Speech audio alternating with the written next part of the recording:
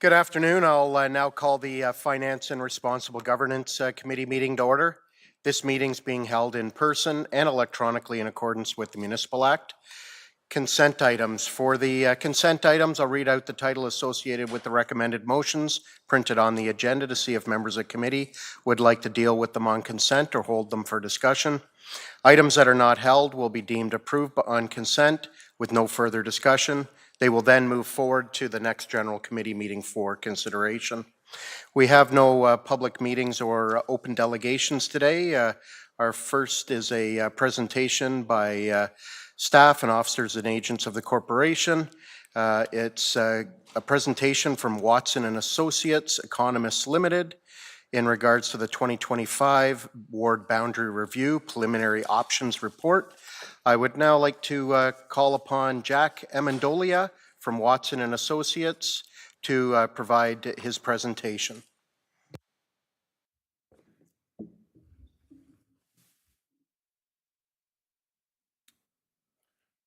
Great. Thank you, Mr. Chair, and thanks to Council for having me here this evening to talk about the Ward Boundary Review process. As was mentioned, my name's Jack Amendolia. I'm a managing partner at Watson and Associates and the project lead for this Ward Boundary Review. So really tonight, a couple of things we wanted to go through. We wanted to just provide a little refresher to Council that we're entering phase 2 of the project. We wanted to make Council aware that this next phase involves the preliminary options with the intention of going out to the public to solicit feedback on those examples and options that we put out there. And I'm going to start out today just with a little bit of context and refresher as to the process and some of the legislation. So just a quick reminder, when we look at the Municipal Act for guidance, for better or worse, there's lack thereof. The Municipal Act doesn't give councils a lot of criteria or guidelines in how to conduct a ward boundary review. The legislation is pretty basic with regard to this. It says that you have to have a minimum council size of 5. One of those people has to be the mayor. The mayor has to be elected at large. And other than that, it's really up to council to determine if you want to go bigger, if you want to be elected by wards or at large, if you want a hybrid system. So right now, the focus of this review is on the actual wards that you have. There's been no contemplation at this point anyways, or nothing we've heard from the public in terms of council size or changing the composition. So again, this presentation and the public engagement section going forward is just looking at possible redesigns of the wards. I'll also remind council and the public that there's a lack of criteria or guidelines in the legislation, but that doesn't mean that we don't use guidelines when we're going through this process. Through consultant experience, doing many other ward boundary reviews, looking at case law, both through the Ontario Land Tribunal as well as Supreme Court decisions over several decades, there has been a set of guiding principles established for ward boundaries. And these are principles that are largely used in democratic countries to establish wards or government size, similar to how federal or provincial ridings are conducted. So a couple of things that I want to touch on. So a major one and present in pretty much every democratic government in the world is a concept of representation by population, a concept that each resident should have equal access to council and their vote should be equitable across whether it's a country, province, or municipality. So that's an important one that we have to go by when we're looking at new wards. The other one too that goes along with that is when we try to do these ward reviews, it's not just for the next election in 2026, but we're trying to give a municipality something to look at for at least 2 or 3 elections. So you're not reconstructing the wards every single election. Again, sometimes growth occurs at such a rapid pace that you may have no choice, but we're trying to look forward. Again, in a place like Barrie, when we look at the examples, we'll see that's difficult. When there's really large magnitude of growth happening quickly and in concentrated areas, it gets very difficult to provide something that works today and something that works tomorrow. But we'll talk a little bit about that. The other one, and this is just as important, I think, when we talk about population, is communities of interest. I'll go back to the second one in a second. But communities of interest means that when we draw wards, one thing we like to say is as much as possible, we try to draw lines around a community of interest, not through it. Again, because of population and concentration of growth, Sometimes that's not possible, and when that's not possible, we try to find what that proper line would be. And the last thing is trying to create boundaries that are identifiable. So trying to use, whether it's waterways or rivers or highways or major roads, we try to use something that you know when you're going from one ward to the other. And all of these really are how we deem whether the system we're designing is providing effective representation. Effective representation is what we call the overarching principle. If we're meeting the other ones, then we figure that we have a system that's providing that. The other thing before I move on is it's very difficult to hit all these perfectly. I have not designed, I think, or it's very rare that you're going to design a system that hits all of these, because some of these guiding principles are push-pulls.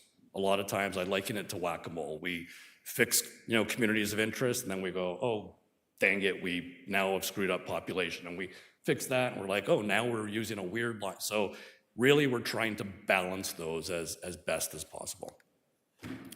So before I look at the options, I want to touch on the existing ward system, and I think this is extremely important. When we evaluated your existing ward system, in some municipalities, we do a review. They haven't looked at the system in, honestly, 30, 40 years. And we look at it and we honestly have to blow it up, right? We look at it and say, there's nothing here that's working from whether it's community, whether it's population. That's not the case in Barrie.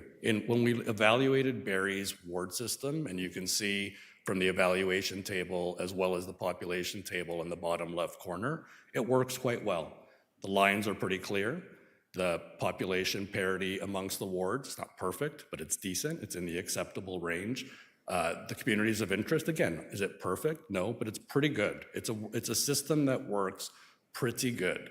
However, what I talked about a couple of minutes ago, Barrie, as we all know, unless you're living under a rock, has been one of the fastest growing cities in Canada. That's continued or projected to continue happening, maybe in a little bit of a different way as the south end starts to take off as well. So what we tried to really focus on when we created options for you is not so much what's happening now, but we tried to think about what's going to happen in the next election, and like I said, the election after that. The other thing too is when we think about growth here, in some places it's more conceptual. In some places it's we may grow.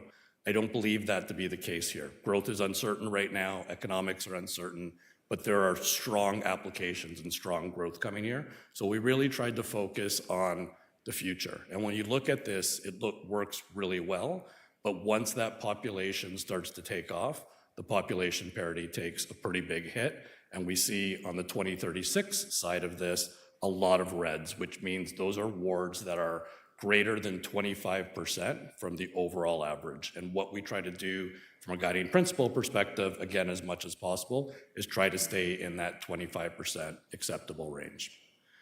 So when we move to some of the options, I'll go through these quickly just to give council a brief context and some of what we were thinking when we designed these. And again, some of these options, we know that there's possible things that may not work, that the public or councillors may have issues with. Sometimes it's very deliberate because we want to get feedback about a certain line and where we put it. And we want to provide some of the examples I talked about in terms of the guiding principle to say, yeah, we know that line's not great, but if we move it to where you want to, this is what happens with population. So I just wanted to throw that out there. So there's 5 options that we intend to go to the public with. Obviously, there'll be some discussion about that tonight, but the 5 options are as such. So the first one is really focusing, like I said, on that 2036 population. If you look at the table on the bottom left, all the wards are well within the 25% acceptable range. 4 of the wards are within 5% of the average range, which we call optimal, and the spread of population amongst the wards is pretty tight. So it's very good in terms of parity, has some familiarity to what we know today, so it's not a complete destruction of what we're familiar with today. We think it provides, again, a decent job of community of interest, so we think it's a fairly successful option. Again, a couple of issues perhaps in the existing population. We see that the bottom ward Ward J is a little bit outside the acceptable range, but as that growth comes online, everything falls quite nicely into parity. In option 2A, and we'll look at 2B in a second as well, We tried a little bit of a different approach, which we called a little bit of a more balanced approach, where in one that we just looked at, the focus was largely on population parity in 2036. This one tries to look at 2025 as well as 2036, tries to put a little bit more weight and focus on communities of interest. As a result, we get a little bit of a different configuration. We can see that there's some crossing of wards across Highway 400. We can see that especially in 2025, we have one ward that's at 43% of the ideal population, so below or around 7,000. That's also a ward that's going to get or projected to get extreme amounts of growth. So quite quickly that ward grows into parity. However, there's another ward, Ward G, that starts to grow out of parity in the future. So again, in 10 years, there may need to be some other change to fix a ward here or there. There may need to be a line that gets tweaked. And that's really what we tried to do in 2B.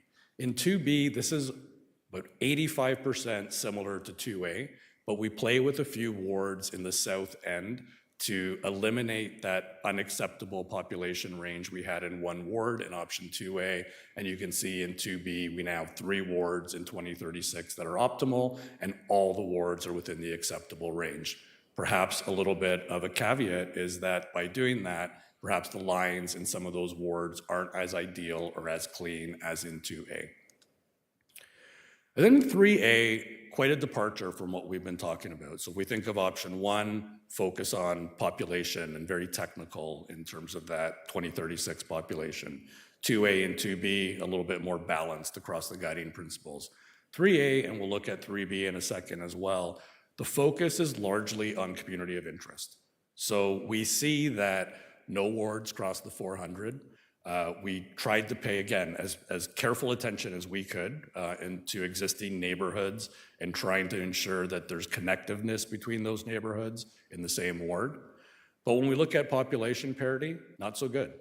In existing population, we have, I think, 5 wards that are outside of the acceptable range, only 1 ward in the optimal range. And when we look forward 10 years, it doesn't get any better. We still continue to have 5 wards outside of that 25% acceptable range. Again, it's not to say that, and we never know if you get appealed or how the Ontario Land Tribunal will decide, it's not to say systems have wards that are all within 25%. And if you don't, you automatically have to redo it. Not at all, because as long as you can make a case that the reason it's out of population parity is because you think that the community of interest guiding principle is paramount, then you could make that case. But there's risk here if you get appealed, because you never know how the OLT is going to decide. So I wanted to point that out with this one. And in 3B, we tried to fix a lot of it. We tried to stay in that same concept with a community of interest focus. Wasn't perfect. We still have a couple of wards when you get out to 2036 that are a bit low, that aren't getting quite the development than some of the other wards are. But for the most part, you now have 2 wards that are optimal. Most of the wards are within that acceptable range, and you still try to, or it still really focuses, like I said, on that community of interest principle. So those are the options. I'll be very quick with my last point. I just wanted to make council aware, like I said at the beginning, that we're now entering into this phase 2. We're going to be going out to the public in a week and a half, I believe, with a couple of in-person engagement sessions. The website will also be updated to reflect the new report, new survey, new interactive maps. And then our intention is to solicit all that feedback and come back to council with some final options to consider. So thanks very much, and I'd be happy to take any questions. Great. Thank you for your presentation. And just before I turn it over to members of committee, just like to remind everybody, obviously, A, to do at the time, but also to keep their questions as a point of clarification in regards to this, because I don't believe this is the time to really start debating it, as indicated by the presenter, that there is further public consultation that will be taking place. I do see Councillor Kungle's hand up first. Go ahead. Thanks, Chair Harvey, and thank you for the presentation, Mr. Amendolia. Question about what's going to the public, or what may be considered in addition to what you've presented. I have an assumption, so I just wanted to manage that. So when you were going through the forecasting around population increase to 2036, and I saw you source that.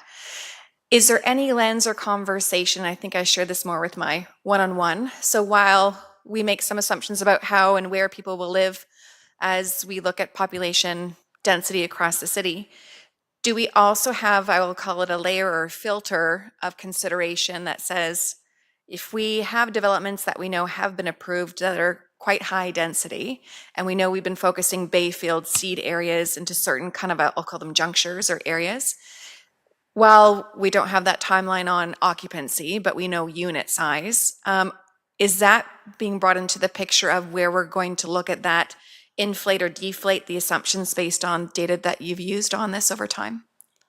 Yeah, thanks for the question, and through you, Mr. Chair. If I understand correctly, if we're talking about how we project population, we're definitely looking at density of units to project that population, and all those populations absolutely have different yields associated with them. So we've actually done this in two ways. One thing we've done in working with your planning department is looking at population existing, and that's usually done by looking at census as a base, permits that have been issued by density type, and applying density yield specific assumptions.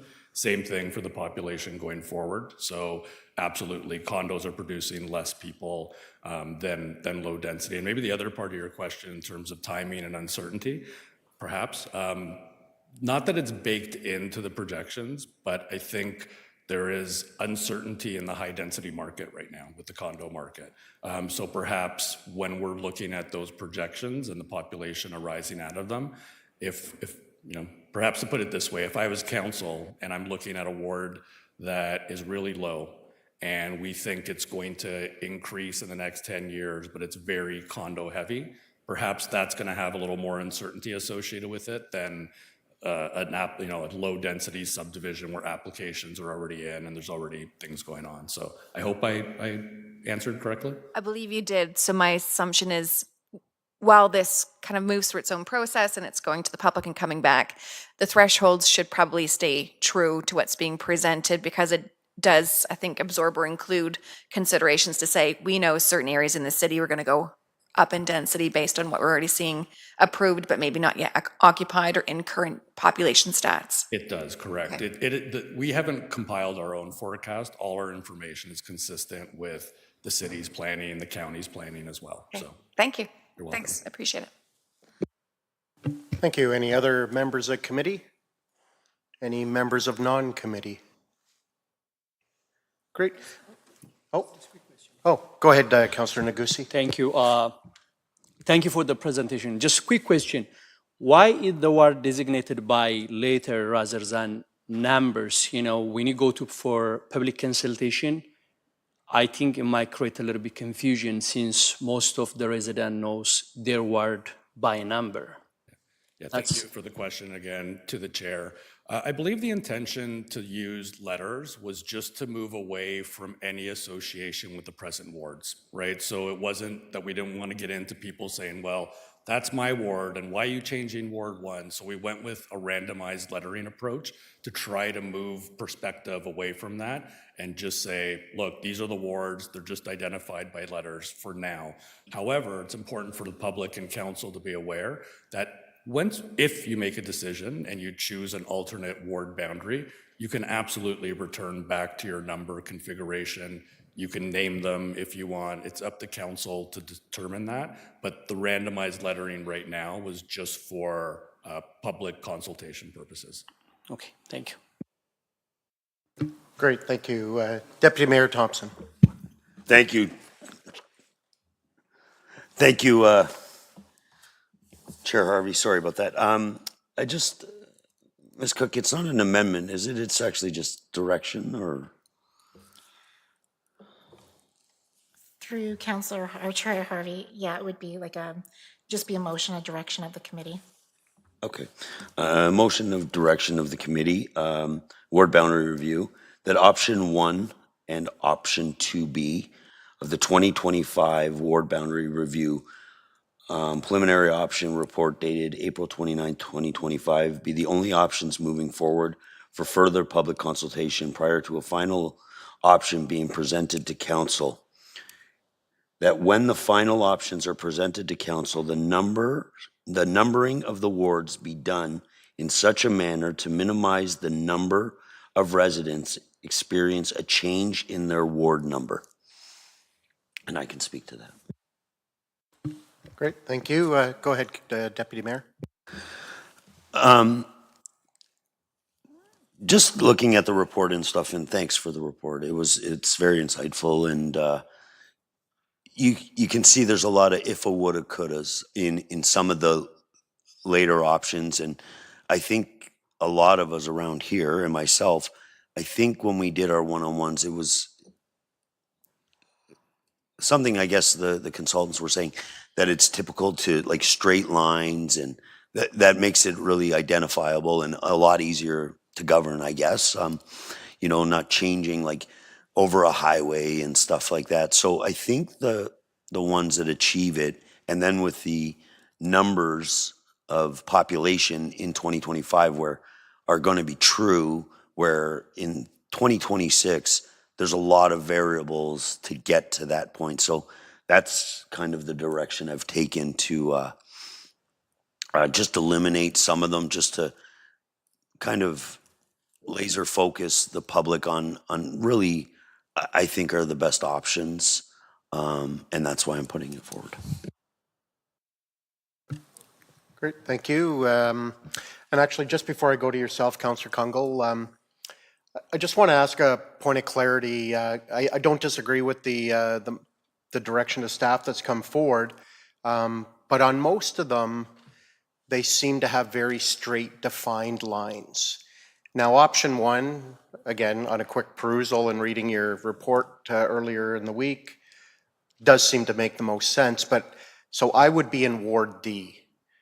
Now, if you look at Ward D, all of a sudden, halfway down the box, it's not a defined line. So just kind of curious as to how that all of a sudden jaggediness became part of where the boundary would be, because I think when we get too kind of crazy with lots of curves and everything, it causes confusion sometimes for residents and sometimes even for ourselves too.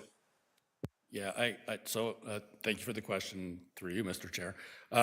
Couple of things. I can look back at exactly why. I can't recall off the top of my head. I think it's a settlement area or something that those lines are jogging around, just from my knowledge and looking at it right now, but we can get back to you on that for sure. And let you know why we've done that, because I agree, typically we try to draw it straight. So I'd imagine there was a good reason for that one, but we'll let you know. The other thing to be aware of too is those are the exact kind of comments we hope to get, right? Because ultimately when we say we're gonna come back with some final options, I would say 80–85% of the time, it's not exactly what we went out to the public with. There's a couple of tweaks in there because of these conversations and saying, well, I like that, but why is that line not straight? Or I like that, but why didn't you go up to, you know, this concession instead? And we go back and look at it and say, yeah, we absolutely can. And it doesn't really change it. Or that's what we try to make sure is it doesn't fundamentally change the option that we're giving you. So we'll take that into consideration and we'll let you know why that line does that. Great, thank you. And I'll turn it over to Councillor Kungle. Thank you, Chair Harvey. I'll start with a comment maybe on the amendment, and just, it makes me think of a couple of pieces. I'd like to talk a little bit about maybe other options than removing that. So while this is public facing, are we missing opportunities for the public at least to kind of know that we did a broader consultation and these were looked at, but perhaps council has prioritized one or two that we think are the best options to really focus in on? But would we actually restrict, from a transparency, I just worry about that, would we restrict the public from commenting on the other options in case something comes out of that? Or if someone's going there and really cares about something that impacts more about the boundary they live in versus the ones maybe we're looking at in the first two. That's just a comment, is maybe how we frame that. Is it a restriction and saying we're just engaging here, but at least are we going to show you as we do that, that there were other considerations, but this is why we're leaning into the first two. So that's just my initial comment to that. I'm not too concerned about the secondary part of that. I think in general that it'll come with communications about what ward you're in. And in general, we're still doing that over many years. So unless you're really engaging on a ward issue where your garbage collection or pieces, probably the biggest thing for me from looking at this on a residential complaint is it'll be interesting to see what we hear in that engagement from the public about what matters to them in this, other than maybe fair representation and understanding why we're going through the diligence of review. You know, it'll be interesting to see about what they think this change or potential change could do to impact their relationship with council or their communication. So, I mean, the only, I'm fine with going with the first two because that's the most change that I'm seeing in my ward. So from a selfish view, you know, those two options make sense to me. So I'm not concerned. I'm more concerned about how we frame that to the public if we're only coming with two. My other comment, and I think I'm moving between maybe a redirection to Mayor Nuttall or not necessarily. I think it's fair to the presenter. It doesn't get directly into the motion, but the biggest question I think that I have is when we're looking at the first two, so especially wards 3 and 1, I'm assuming the most conversations have been about how does this play out on things that have not yet been decided but are in conversation around boundary expansion. And so I'm not sure how we're handling that with this public engagement. I'm not sure if it's fair, one, to maybe through you, Chair Nixon, to go to Mayor Nuttall, or through the clerk, please. Go ahead, Madam Clerk. Did I say Chair Nuttall? Through Chair Harvey to Councillor Kungle. As part of the review, we made the consultants aware of future situations concerning the wards, and they have taken that into consideration. The impact to the residential properties is probably very minimal, as most of the land is vacant. So going forward, there's no concerns. Thank you, Ms. Cook. And so for me, it's probably just what I would expect that might get questioned there, but I'm not one way or another, but I'll lean on the side of making sure the public knows that there is broad consultation versus maybe just having two go forward. But maybe the focus of the conversation can be on the two, if it's felt to be that's what's most likely for this council's appetite to move ahead with. But we haven't gone to general committee or full council yet, so I don't know. Great, thank you. And I do believe the presenter did indicate that usually what's being presented is not what the final product looks like anyway. And I don't disagree that giving people too many options at the beginning may convolute things for Watson moving forward. But with that being said, I'll turn it over to Mayor Nuttall. Thanks, Mr. Chair. And so I think, if I may speak, A, to answer the question, but also just to the main motion as a whole. I think it's difficult until we have an understanding of what the outcome is to incorporate. Like, I know that they've tried to, and I think the other thing is difficult to incorporate is how fast something would potentially move. So the last time there was annexation in the City of Barrie was 2010, the land came in, 9, I think the decision was made. And we didn't see a house on that until 2020, something like that. Ms. James Reed, it was 2007. Okay, so it was I think it was 13 years, which would be outside of the scope of what we're even talking about. And like, I think that maybe there would be some small stuff that's easily accessible, those types of things, if everything aligned, if the province said yes, if our municipal partners said yes, you know what I mean? Like, there's a lot of ifs there for me. That doesn't mean for council there's not a lot of ifs. I'm just saying from my perspective. The motion, if I can speak to the motion as a whole, you know, for me, I don't have a horse in this race, literally, because I don't have a ward, right? And the most important concept of our democracy, if you asked me, is rep by pop. It's not does, you know, Essa Road or, you know, Whiskey Creek separate wards, because we all meet at the waterfront when we go to the beach. You know, we all moved here for the same reason. We all want to see Barrie propel and excel and be a great city. But where there becomes a disconnect for me, and maybe I'm being, too philosophical about this, is when you have wards that have a great disparity.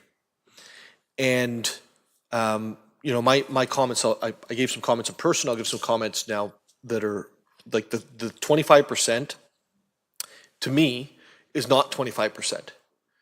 And the 25 is not 25 because it's 25 on each ward, right? So if you're 23% off on one and 19% off on the other, right, it's actually 42% difference. And I understand why the guidelines are put forward that way. I understand why all the work's been done and why they use this as guiding principles to make recommendations. For me, as a purist on this policy, it doesn't fit. And so I'm really, leaning towards, to me, we could do all the consultation in the world, and I'm good with any consultation. I think that might have been a staff to deputy mayor conversation. But when it comes back, like, I'm gonna go down the rep by pop road because that's what I believe in. And I've served as a city councilor in a ward. It was formerly Ward 10, or it is Ward 10. I was formerly there, and much better representation today. And that ward was I think the second largest in the city in pop, but also had massive amounts of development. And if you aren't dealing with development beside existing units, you don't know how much work comes with that. Public meetings happen here, but there's lots of public meetings that happen there, at doorsteps, in pubs, in restaurants, in coffee shops. And it's a lot of work. Like, it just is. And so this north-south balance that we're dealing with as a city, like, this is hard. It's because there hasn't been the same development happening in North Barrie that has been happening in South Barrie. And we created this city through the Innisfil annexation that has made us a lopsided city. And so when the representation or the ward structure catches up with the lopsided city, this is what you get, right? And so all those times we said no to any development in the North End, the resulting decade is that representation is now moved south. And I think that we need to be very clear about that. The representations move south because the population moves south. So for me, when my guiding principle is rep by pop, I believe in that just like to the core. To me, there shouldn't be a 25,000 person ward and a 13,000 person ward or a 15,000 person ward. There should be a convergence over the time period that was set out by Watson and by staff as they went through this process. And I really can't speak, I guess, too far in advance, but when it comes back, that's where I want to see it. If there's going to be major changes to whatever the proposals have been by Watson, I'll be supporting the ones that support rep by pop because it's what I believe in. Great, thank you. Any members of non-committee that have any questions or clarification? Okay, we can deal with the direction to staff as indicated by Deputy Mayor Thompson. Any further discussion before I call the vote? Councillor Congo. Just briefly, so on that, so I don't mind supporting it, but maybe somewhere from a communication side, clarifying that if we just go with the two in public consultation, where we just providing access to all this information that's easy to find for the public. So if we do get questions, we can point to it. Sometimes it gets a little bit buried in the legislar. So I really just care about making sure the public know we've actually done an extensive review. And then from there, being able to maybe just make sure that if there's questions, you have the context or whatever you need to stand up and say, these are the two that council picked for us to do public consultation on. This is the why. So we're not setting you up for any problematic justification that you don't own. Yeah, I'll first go to Madam Clerk and then Ms. James Reed. Through you, Chair Harvey, to Councillor Kungle, there is a separate webpage on the City of Barrie website related to the ward boundary review. Actually, I think it's on Building Barrie, where all this information would be posted. So we would post the consultant's report, the presentation that they provided this evening. We would also probably include the council motion or the direction saying about the two options moving forward. So it was very clear to the public the progression of this project. That's great. Thank you, Wendy. Great, thank you for that clarification. Councillor Harris. Thank you, Chair Harvey, and apologies. I'll question through you to the presenter. I've not written down your name. I apologize. Just further to Mayor Nuttall's comment, as we look at the principles and the 4 principles that are guiding the decision, and we heard that Mayor Nuttall make a very good case for representation by population. When you look at those, when you grade that, is that number 1A and the other ones are kind of subsets? Ideally, if we could do these as well, is that where you land? Yeah, thanks for the question again through the chair. And it's a great question. There's no weighting put to them, right? And that's purposeful because it really depends on the community where we're working.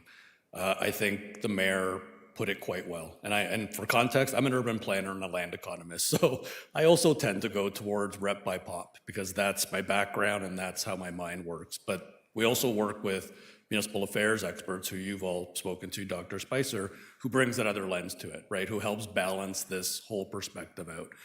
But to answer your question, I think it really depends on the community. I just did a presentation last night in Loyalist, a municipality of Loyalist. Anyone who's aware of that, they have Amherst Island. They selected an option last night, and they've had this historically where the island is its own ward. It has about 500 people. So in terms of parity, it's around 6% of parity. I have never done a recommendation like that in my life, and I struggled with it. But that place is so unique that council and the public felt extremely strongly that even though it flew in the face of that guiding principle, and some council members spoke quite eloquently about why it shouldn't, ultimately that was determined and selected as an option. Barrie is different, right? And I think, so as the mayor said, it's a very urban place that is growing quite rapidly, that has seen a shift in how that allocation of population exists. And when I talk about Loyalist again as an example, even outside of the island, it had very defined historic places that are one place now because of amalgamation. Again, Barrie is a little bit different, right? So, put on the spot, like I agree with the sentiment that representation by population has to be a paramount part of this discussion. But I personally, as someone who doesn't live in Barrie, can't tell you what that weighting should be compared to communities of interest. But I think from what we're hearing tonight, we're getting some flavor of what it should be. So I hope that helps give you a little bit of background. Yeah, it did. Thank you very much. And yeah, I do agree with what you said, and I do agree with Mayor Nuttall. I think when I look at the 3 options, there were 3 that were largely successful in that element, and I think happy to proceed with the 2 that Deputy Mayor Thompson has provided. Although there's 3 that largely successful in that domain. But I think the message to the community is, to your point, Councillor Congle, is fair. If that is the primary consideration, this is why we're presenting E1s, because we're not going to consider these. Like really, if it doesn't meet representation by population effectively at all, then they really aren't on the council's consideration. So again, not to mislead people that there's a chance they could do this, we're not going to do that. So I think that's a good communication to be fair and transparent with our expectations. So thank you. Great, thank you. And just before we let the presenter go, is there any other questions from non-members of committee? Great, well, thank you very much for all the work that you and your team have done. I know it was, the interview I had was fairly in-depth, and I was actually quite surprised to see how many variable options were being presented. So thank you for all the work that you and your team have put in, and a lot more work seems to be ahead of you still, so I thank you. appreciate that. I appreciate the discussion, and we'll see you in a little while. Great, thank you. Thank you. Yeah, and with that being said, we'll now deal with the direction to staff as put on the table by Deputy Mayor Thompson. Just to make sure, no further discussion. Okay, thank you. And all those in favor? And that passes.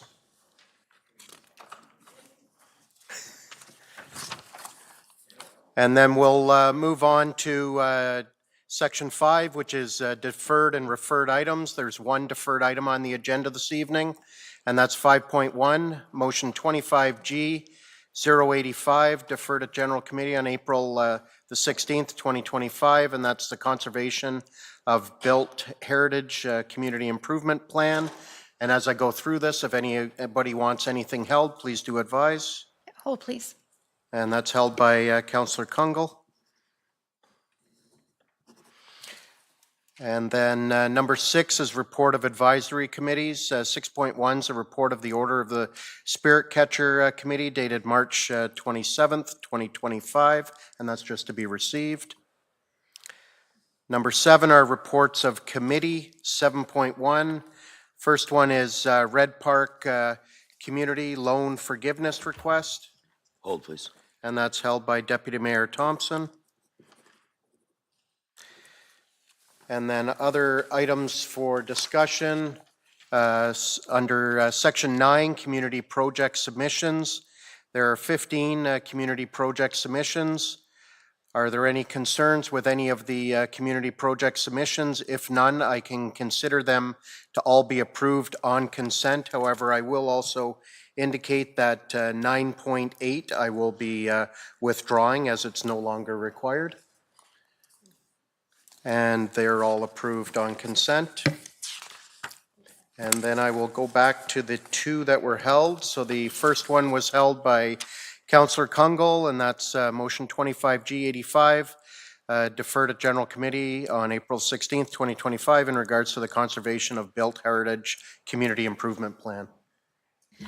Thank you. I'll put the motion on the floor as presented, and then I have an amendment. So I'll introduce the amendment, and then I can speak to it if you like. So the amendment would just have a subtle language change, and it would read that Council approve the proposed Conservation of Built Heritage Community Improvement Plan, or the SIP, attached as Appendix B to Staff Report DEV 003-25, as amended to provide that the calculation for the grant payment be based on the lowest quote received. And I can speak to that. Okay, thank you. Go ahead. So nothing too material other than we're changing from a maximum to the lowest. So this had come to General Committee, had lots of conversation, but there was some background dialogue around just looking at a minor edit that would change kind of the permission of when the quotes come in, just to be more mindful, because what's not used in the Heritage SIP can be looked at for a movement, if need be, around other affordability projects. So while this is great because it protects our commitment to heritage funding, we did not change the process about needing 3 quotes, but we are changing the language from the quotes that come back up to $10,000, that it's the lowest quote that is approved, not the maximum quote or discretion to take up to the maximum quote. Great, thank you. So we have an amendment on the floor. Any members of committee, any comments or questions? Okay, I will deal with the amendment first. All those in favor? And that passes. And is there any discussion on the main motion as amended? Okay, so I'll deal with the vote. All those in favor on the main motion as amended, and that passes. Now move on to 7.1, which is Red Park Community's loan forgiveness request, and that was held by Deputy Mayor Thompson. Thank you, Chair Harvey. I'll put the motion on the floor as printed, and I have an amendment, and then I can speak to it if necessary. That Redwood Community request for loan forgiveness be approved in the amount of $500,000 against Redwood Park Community, Inc. The $3 million promissory note agreed with in the City of Barrie dated March 8, 2024 on the conditions that the repayment of 1.8 million of the promissory note be made by June 30th, 2025, and 700,000 by September 1st, 2025, with loan forgiveness being funded for the reservoir reinvestment reserve. Thank you, and so that's on the floor. Did you want to speak further to it? Thanks, Chair. So this is a little bit difficult. You know, council always wants to be part of the solution, not part of the problem. But we can't be the funding formula for everything. And, you know, we've tried to be good partners, and, you know, we've given loans or we've secured, and then, you know, there's conditions met. And some of these conditions were not met. We were supposed to, please correct me if I'm wrong, but I thought we were supposed to have repayment of this once the Canadian mortgage was approved, which I don't believe occurred. And I know that there's been some circumstances and stuff that's kind of delayed this project and put it over budget, but I think council has, you know, made it very clear that we do want to help with, you know, transitional housing and stuff like that. But it is a lot of money, and but the reason why I can support it and why I've brought it forward is it's actually an acceleration of payment of what we're getting. We were slated to have it paid at the end of the year, and the organization could have come and asked for an extension at that time. Where I believe by what we're doing, we're actually incentivizing them to pay us back the money. So, Thank you. Mayor Nuttall. Thank you, Mr. Chair. Yeah, I'm going to support this, and I think that organizations go into these things with the best of intentions. I think that they are trying and succeeding in many ways of fulfilling a need that's in the City of Barrie. There's a reason that there's not a lot of development happening in Ontario right now, or Canada, or North America, really, for the most part. And it's because the cost to do so is so steep. And I think that the lesson for us around this table should be that we need to have a greater buffer and contingency set aside when these determinations to support these organizations that are coming forward happen. And I don't believe this was a decision made by this council. I think it's one that we are inheriting. And some of the previous decisions are perfect, and some of them have a little hair on after a few years. It didn't age as well, but that's just the way it is. And, you know, we stand on the shoulders of those who came before us. So I think that the repayment is key to me in order for the grant to be given. And the grant to be, I think the wording needs to be in such a way that the grant is applied upon repayment of the rest of the outstanding amount to make sure that we are continually protected, and then we'll be able to move on. The final piece I wanted to throw out there, if I could ask our CAO quickly, this is coming from the Council Reinvestment Reserve, is that what I heard? Or the Strategic Reinvestment, what reserve are we bringing it from? Reinvestment Reserve. So, Mr. Prowse, is it possible if we receive not Housing Accelerator Fund, Building Faster Fund dollars, that we can use some of those dollars to repay that that amount?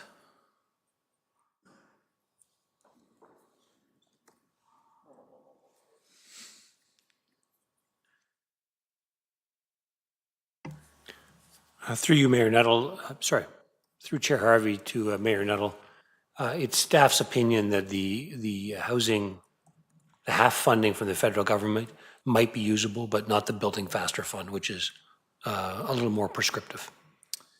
Okay, so rather than leaving it with the reinvestment fund, if we could leave it with our staff to come back, because I think that there is money that's been allocated literally to the city of Barrie for said purpose.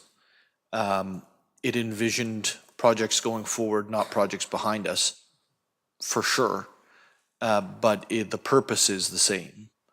And so if there is a way to use housing money for housing, that is a good alignment to me, and would therefore leave that money inside of the reinvestment reserve.